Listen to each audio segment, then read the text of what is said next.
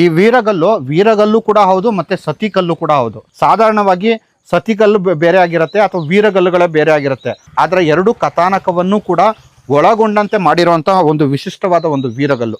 ಆದಿಗಂಗರು ಅಥವಾ ತಲಕಾಡು ಅಥವಾ ಕುವಾಡಾಳದ ಗಂಗರು ಅಂತ ನಾವು ಯಾರು ಕರಿತೀವೋ ಆ ಸಂದರ್ಭದಲ್ಲಿ ಇಲ್ಲಿ ಜೈನ ಧರ್ಮ ಪ್ರಚಾರದಲ್ಲಿತ್ತು ಮತ್ತೆ ಜೈನ ಧರ್ಮವನ್ನ ಇಲ್ಲಿ ಎಲ್ಲರೂ ಆಚರಣೆ ಮಾಡ್ತಿದ್ರು ಅನ್ನೋದಕ್ಕೆ ಉಳಿದಿರುವಂತ ಏಕೈಕ ಕುರುಹು ಇದು.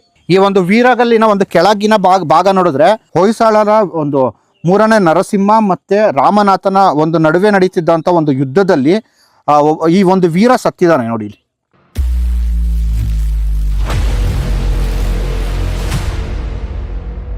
ಸ್ನೇಹಿತರೆ, ಇವತ್ತಿನ ಒಂದು ಸಂಚಿಕೆಯಲ್ಲಿ ನಿಮಗೆ ಒಂದು ವಿಶೇಷವಾದ ಒಂದು ವೀರಗಲ್ಲನ್ನ ತೋರಿಸ್ತೀನಿ. ಈ ವೀರಗಲ್ಲು ಕೂಡ ಹೌದು ಮತ್ತೆ ಸತಿಕಲ್ಲು ಕೂಡ ಹೌದು. ಸೊ ಅದರ ವ್ಯತ್ಯಾಸವನ್ನು ಏನು ಅನ್ನೋದ್ರ ಬಗ್ಗೆ ಹೇಳೋದಕ್ಕಿಂತ ಮುಂಚೆ ಇಲ್ಲೊಂದು ಸಂಕ್ಷಿಪ್ತವಾಗಿ ಹೊಯ್ಸಳರ ಒಂದು ಇತಿಹಾಸವನ್ನು ನಾನು ಹೇಳಬೇಕಾಗತ್ತೆ. ನೀವು ಹೊಯ್ಸಳರ ಒಂದು ಇತಿಹಾಸವನ್ನು ನೀವೇನಾದ್ರು ನೋಡೋದಾದ್ರೆ 3ನೇ ವೀರಬಲ್ಲಾಳ ಅವನ ಒಂದು ತಂದೆ ಬಂದು 3ನೇ ನರಸಿಂಹ ಆಗಿರ್ತಾನೆ. ಈ 3ನೇ ನರಸಿಂಹನ ಒಂದು ಕಾಲದಲ್ಲಿ ಬಂದು ತಮಿಳುನಾಡಿನ ಒಂದು ಭಾಗ ಮತ್ತು ಕರ್ನಾಟಕದ ಭಾಗ ಪೊಲಿಟಿಕಲಿ ಅಥವಾ ರಾಜಕೀಯವಾಗಿ ಯಾವ ರೀತಿ ವಿಂಗಡಣೆ ಆಗಿರುತ್ತೆ ಅಂದರೆ, ತಮಿಳುನಾಡಿನ ಭಾಗವನ್ನು ಹೊಯ್ಸಳರ ರಾಮನಾಥ ಅಂತ ಒಬ್ಬ ದೊರೆ ಆಡಳಿತ ಮಾಡ್ತಿದ್ರೆ, ಕರ್ನಾಟಕದ ಭಾಗವನ್ನು ಬಂದು 3ನೇ ನರಸಿಂಹ ಆಡಳಿತ ಮಾಡ್ತಿರ್ತಾನೆ. ಇದಕ್ಕೆ ಕಾರಣ ಏನು ಅಂದರೆ, 3ನೇ ನರಸಿಂಹನ ತಂದೆಯಾದಂಥ 2ನೇ ವೀರಬಲ್ಲಾಳ ಯಾರಿರ್ತಾನೋ ಅವನ ಸಂದರ್ಭದಲ್ಲಿ ಅಂದರೆ ಅವನ ನಂತರ ಬಂದು ಈ ಒಂದು ಸಾಮ್ರಾಜ್ಯ ಬಂದು ಒಬ್ಬರ ಕೈವಶ ಆಗಬೇಕಾಗತ್ತೆ. ಆದರೆ ದುರಾದೃಷ್ಟ ಯಾವ ರೀತಿ ಇರುತ್ತೆ ಅಂದರೆ, ಈ ಒಂದು ಅಣ್ಣ ತಮ್ಮಂದಿರ ಒಂದು ಜಗಳ, ರಾಮನಾಥ ಮತ್ತೆ 3ನೇ ನರಸಿಂಹನ ಒಂದು ಜಗಳದ ಕಾರಣ ಬಂದು ಈ ಒಂದು ಸಾಮ್ರಾಜ್ಯ 2 ಭಾಗವಾಗಿ ತಮಿಳುನಾಡಿನಲ್ಲಿ ರಾಮನಾಥನು ಮತ್ತೆ ಕರ್ನಾಟಕದಲ್ಲಿ ಬಂದು 3ನೇ ನರಸಿಂಹನ ಆಳ್ವಿಕೆಗೆ ಒಳಪಟ್ಟಿರುತ್ತೆ. ಅಷ್ಟೇ ಅಲ್ಲದೆ ಈ ಒಂದು ಅಣ್ಣ ತಮ್ಮಂದಿರ ಒಂದು ದಾಯಾದಿ ಕಲಹಗಳು ಏನಿರುತ್ತೋ ಅದು ನಿರಂತರವಾಗಿ ನಡ್ಕೊಂಡ್ ಬಂದಿರುತ್ತೆ. ಅಂದರೆ ಅಣ್ಣ ತಮ್ಮನ ಮೇಲೆ ಜಗಳ ಮಾಡೋದು, ತಮ್ಮ ಅಣ್ಣನ ಮೇಲೆ ಜಗಳ ಮಾಡೋದು, ಈ ಥರ ಕೂಡ ನಡ್ಕೊಂಡ್ ಬಂದಿರುತ್ತೆ.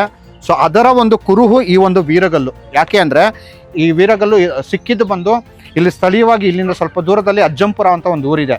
ಆ ಅಜ್ಜಂಪುರದಲ್ಲಿ ಸಿಕ್ಕಂತಹ ಒಂದು ವೀರಗಲ್ಲು, ಆ ವೀರಗಲ್ಲಿನ ಒಂದು ಮಾಹಿತಿ ಪ್ರಕಾರ ಬಂದು ಅತ್ತಿಮೊಗ್ಗೆ ಅನ್ನೋ ಒಂದು ಸ್ಥಳದಲ್ಲಿ ಒಂದು ಯುದ್ಧ ಆಗತ್ತಂತೆ. ಅಲ್ಲಿಗೆ ರಾಮನಾಥ ಅಂದ್ರೆ ತಮಿಳುನಾಡಿನಿಂದ ರಾಮನಾಥನು ಬಂದು ತನ್ನ ಸೈನ್ಯವನ್ನ ಈ ಒಂದು ಪ್ರದೇಶಕ್ಕೆ ಅಂದ್ರೆ ಹೊಯ್ಸಳರ ಒಂದು ಕರ್ನಾಟಕದ ಒಂದು ಭಾಗದ ಹೊಯ್ಸಳರ ಒಂದು ಸಾಮ್ರಾಜ್ಯ ಏನಿತ್ತು ಅದರ ಒಂದು ಕೋರ್ ಟೆರಿಟರಿಗೆ ಬಂದು ಅವನು ಸೈನ್ಯವನ್ನ ತಗೊಂಡ್ಬಂದು ಯುದ್ಧ ಮಾಡಿದ ಅನ್ನೋದು ಕೂಡ ದಾಖಲೆನಲ್ಲಿ ನಮ್ಗೆ ಗೊತ್ತಾಗತ್ತೆ.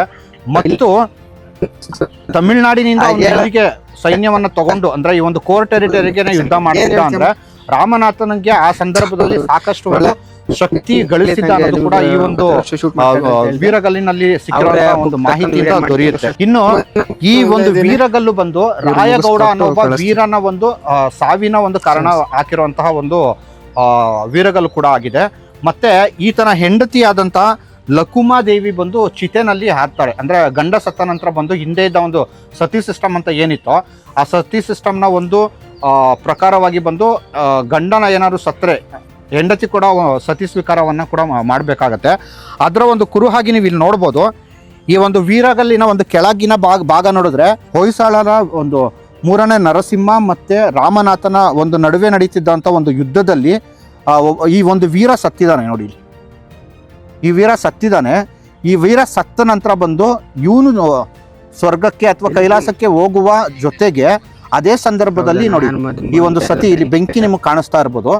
ಸತಿ ತಗೊಂಡಿದ್ದಾಳೆ, ಅವರ ಹೆಂಡತಿ ಬಂದು ಸತಿ ತಗೊಂಡಿರೋದು. ಸತಿ ತಗೊಂಡ ನಂತರ ಬಂದು ಇಬ್ಬರನ್ನು ಸತ್ತೋಗಿರೋ ಕಾರಣ ಬಂದು ಈ ಇಬ್ಬರನ್ನು ಅಪ್ಸರೆಯರು ಕೈಲಾಸಕ್ಕೆ ತಗೊಂಡೋಗ್ತಿರೋದು ಕೂಡ ಇಲ್ಲಿ ದಾಖಲೆ ಆಗಿದೆ. ಕೊನೆಯದಾಗಿ ನೀವು ನೋಡಿದ್ರೆ ಇಲ್ಲಿ ಗಂಡ ಹೆಂಡತಿರು ಬಂದು ಶಿವನ ಆರಾಧನೆಯನ್ನು ಅಂದರೆ ಕೈಲಾಸಕ್ಕೆ ಹೋಗಿ ನಂದಿಯ ಮುಂದೆನೇ ಬಂದು ಶಿವನ ಒಂದು ಆರಾಧನೆಯಲ್ಲಿ ಮಾಡ್ತಿರೋಂಥದ್ದು ಕೂಡ ಇಲ್ಲಿ ಚಿತ್ರಿತವಾಗಿದೆ. ಸೊ ಇದು ಕೂಡ ಒಂದು ಕರ್ನಾಟಕದಲ್ಲಿ ಸಿಕ್ಕಿರುವಂತಹ ಒಂದು ಅದ್ಭುತ ಒಂದು ವೀರಗಲ್ಲುಗಳಲ್ಲಿ ಇದು ಕೂಡ ಒಂದು. ಯಾಕೆಂದರೆ ನಾನು ಈಗಾಗಲೇ ಹೇಳ್ದಂಗೆ ಸಾಧಾರಣವಾಗಿ ಸತಿಗಲ್ಲು ಬೇರೆ ಆಗಿರುತ್ತೆ ಅಥವಾ ವೀರಗಲ್ಲುಗಳೇ ಬೇರೆ ಆಗಿರುತ್ತೆ. ಆದರೆ ಎರಡು ಕಥಾನಕವನ್ನು ಕೂಡ ಒಳಗೊಂಡಂತೆ ಮಾಡಿರುವಂತಹ ಒಂದು ವಿಶಿಷ್ಟವಾದ ಒಂದು ವೀರಗಲ್ಲು. ಸೊ ಇದ್ರ ಜೊತೆಗೆ ನೀವು ನಾನು ಈಗಾಗಲೇ ಹೇಳಿದಂತೆ ಗಂಗರು ಬಂದು ಹಿಂದೆ ಬಂದು ಜೈನ ಮತವನ್ನು ಕೂಡ ಅವಲಂಬನೆ ಮಾಡಿದ್ರು ಅನ್ನೋದು ಕೂಡ ಹೇಳಿದ್ದೀವಿ. ಆದರೆ ಈ ಒಂದು ಭಾಗದಲ್ಲಿ ನಾವೇನಾದ್ರು ನೋಡಿದ್ರೆ ಅಂದರೆ ಈ ಒಂದು ಆಸಂದಿಯ ಭಾಗದಲ್ಲಿ ನೋಡಿದ್ರೆ ಇದು ಸುಮಾರು 1180 ಇಸ್ವಿ ಸುಮಾರಿಗೆ ಬಂದು ಇಲ್ಲಿ ರಾಜ್ಯ ಸ್ಥಾಪನೆ ಆಗಿರೋ ಸಂದರ್ಭ ನೋಡಿದ್ರೆ ಅವತ್ತಿಗಾಗಲೇ ಬಂದು ಈ ಭಾಗದಲ್ಲಿ ಶೈವ ಧರ್ಮ ಮತ್ತು ವೈಷ್ಣವ ಧರ್ಮ ಪ್ರಭಾವವನ್ನು ಬೀರಿರುತ್ತೆ. ಹಾಗಾದರೆ ಆದಿಗಂಗರು ಅಥವಾ ತಲಕಾಡಿನ ಗಂಗರು ಯಾರಿದ್ರಲ್ಲ ಅವ್ರದ್ದು ಏನಾದ್ರು ಕುರುಹು ಈಗಲೂ ಏನಾದ್ರು ಸಿಗುತ್ತಾ ಅಂದರೆ ಇವತ್ತವರೆಗೂ ಸಿಕ್ಕಿರೋ ಏಕೈಕ ಕುರುಹು ಇದು. ಕನ್ನಡ ನಾಡು ನುಡಿ, ಕನ್ನಡಿಗರ ಭವ್ಯ ಇತಿಹಾಸ, ಸಂಸ್ಕೃತಿ, ವಾಸ್ತುಶೈಲಿ ಮುಂತಾದ ವಿಷಯಗಳನ್ನು ವಿಡಿಯೋಗಳ ಮೂಲಕ ದಾಖಲಿಸುವ ನಮ್ಮ ಪ್ರಯತ್ನಕ್ಕೆ ನೆರವಾಗಿ. ಈ ಒಂದು ಮೂರ್ತಿಯನ್ನು ನೋಡ್ಬೋದು. ಇದು ಪಾರ್ಶ್ವನಾಥನ ಒಂದು ಶಿಲ್ಪ ಇದು. ಸೊ ಈ ಒಂದು ಪಾರ್ಶ್ವನಾಥನ ಈ ಶಿಲ್ಪವನ್ನು ಇಲ್ಲಿ ನೋಡಿದಂಥ ಒಂದು ಇತಿಹಾಸಕಾರರು ಹೇಳುವ ಒಂದು ವಾದದ ಪ್ರಕಾರ ಬಂದು, ಈ ಭಾಗದಲ್ಲಿ ಆಸಂದಿಯ ಒಂದು ಗಂಗರ ಆಡಳಿತ ಶುರು ಆಗೋಕ್ಕಿಂತ ಮುಂಚೆ ಇಲ್ಲಿ ಇದು ಗಂಗಾವಾಡಿಯ ಪ್ರದೇಶವಾಗಿ ತಲಕಾಡಿನ ಗಂಗರ ಒಂದು ಆಧಿಪತ್ಯದ ಒಂದು ನಾಡಾಗಿದ್ದ ಕಾರಣ ಬಂದು, ಈ ಸಂದರ್ಭದಲ್ಲಿ ಅವತ್ತಿಗೆ ಬಂದು ಅಂದರೆ ಆದಿಗಂಗರು ಅಥವಾ ತಲಕಾಡು ಅಥವಾ ಕುವಾಡಾಳದ ಗಂಗರು ಅಂತ ನಾವು ಯಾರು ಕರಿತೀವೋ, ಆ ಸಂದರ್ಭದಲ್ಲಿ ಇಲ್ಲಿ ಜೈನ ಧರ್ಮ ಪ್ರಚಾರದಲ್ಲಿತ್ತು ಮತ್ತು ಜೈನ ಧರ್ಮವನ್ನು ಇಲ್ಲಿ ಎಲ್ಲರೂ ಆಚರಣೆ ಮಾಡ್ತಿದ್ರು ಅನ್ನೋದಕ್ಕೆ ಉಳಿದಿರುವಂಥ ಏಕೈಕ ಕುರುಹು ಇದು. ಸೊ ಇಷ್ಟು ಮಾಹಿತಿಯನ್ನು ಕೊಟ್ಟು ಈ ಆಸಂದಿಯ ಒಂದು ಸರಣಿ ಸಂಚಿಕೆಗಳನ್ನು ನಾನು ಇವತ್ತು ಮುಗಿಸ್ತಾ ಇದ್ದೀನಿ. ಸೊ ಮತ್ತೊಮ್ಮೆ ಬಂದು ನಾನು ನಿಮಗೆ ಐತಿಹಾಸಿಕ ತಾಣ ಆಸಂದಿ ನಾಡು, ಈ ಶಶಿಧರ್ HC, ಶಂಕರ್ ಅಜ್ಜಂಪುರ ಮತ್ತು ಡಾಕ್ಟರ್ ಮಂಜುಳಾ ಹುಲ್ಲಹಳ್ಳಿಯವರು ಬರೆದಿರುವಂಥ ಈ ಪುಸ್ತಕಗಳಲ್ಲಿ ನಿಮಗೆ ಸಾಕಷ್ಟು ಮಾಹಿತಿಗಳು ದೊರೆಯುತ್ತೆ. ಯಾರಾದರೂ ಅಕಸ್ಮಾತ್ ಬೇಕಿರೋ ಈ ಪುಸ್ತಕಗಳನ್ನು ಕೊಳ್ಳಿ. ಮತ್ತು ಮುಂದಿನ ದಿನಗಳಲ್ಲಿ ಯಾರಾದರೂ ಆಸಂದಿಗೆ ಬಂದರೆ ದಯವಿಟ್ಟು ಈ ಪುಸ್ತಕದಲ್ಲಿರೋ ಮಾಹಿತಿ ಎಲ್ಲ ನೋಡ್ಕೊಂಡ್ಬಂದು ಇಲ್ಲಿ ಸ್ಥಳೀಯವಾಗಿರುವಂಥ ಎಲ್ಲ ಗುಡಿಗೋಪುರಗಳನ್ನು ಮತ್ತು ಎಲ್ಲ ಒಂದು ವೀರಗಲ್ಲುಗಳನ್ನು, ಶಾಸನಗಳನ್ನು ನೀವೇ ಸ್ವತಃ ಎಕ್ಸ್ಪ್ಲೋರ್ ಮಾಡಿ ಅಂತ ಹೇಳ್ತಾ ನಾನು ಈ ಒಂದು ಸಂಚಿಕೆಗಳನ್ನು ಮುಗಿಸ್ತಾ ಇದ್ದೀನಿ. ನಮಸ್ಕಾರ. ಕನ್ನಡದ ಹಿರಿಮೆಯನ್ನು ಜಗತ್ತಿಗೆ ಸಾರುವ ನಿಟ್ಟಿನಲ್ಲಿ ಒಂದು ವಿಶಿಷ್ಟವಾದ ವಿನ್ಯಾಸ.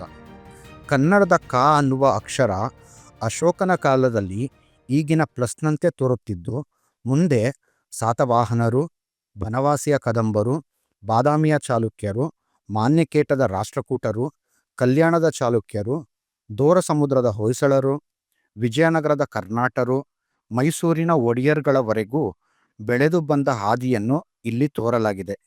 ಕನ್ನಡ ನಾಡು, ನುಡಿ, ಸಂಸ್ಕೃತಿ, ಲಿಪಿಯ ಮಹತ್ವವನ್ನು ಸಾರುವ ಇಂತಹ ಟೀ ಶರ್ಟನ್ನು ಧರಿಸೋಣ. ಕನ್ನಡದ ಹಿರಿಮೆಯನ್ನು ಜಗತ್ತಿಗೆ ಸಾರೋಣ. ಕನ್ನಡ ನಾಡು, ನುಡಿ, ಕನ್ನಡಿಗರ ಭವ್ಯ ಇತಿಹಾಸ, ಸಂಸ್ಕೃತಿ, ವಾಸ್ತುಶೈಲಿ ಮುಂತಾದ ವಿಷಯಗಳನ್ನು ವಿಡಿಯೋಗಳ ಮೂಲಕ ದಾಖಲಿಸುವ ನಮ್ಮ ಪ್ರಯತ್ನಕ್ಕೆ ನೆರವಾಗಿ.